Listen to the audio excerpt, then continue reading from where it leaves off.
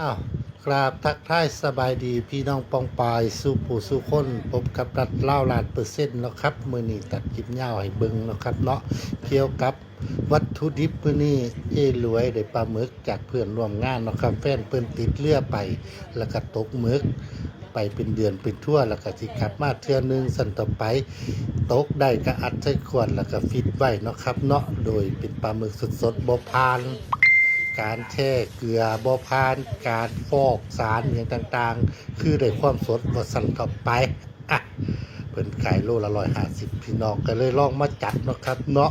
จะแตกต่างจากปลาหมึกทั่วไปเนื้อมันจะเด้งกว่าเนาะครับเนาะคือถ้าปลาหมึกทั่วไปนี่กินก็อาจจะแบบมีติดเข้มติดกินติดเนี่ยจักหน้อยแต่นี่แบบออริจินัลแบบตัวของมันเองนัด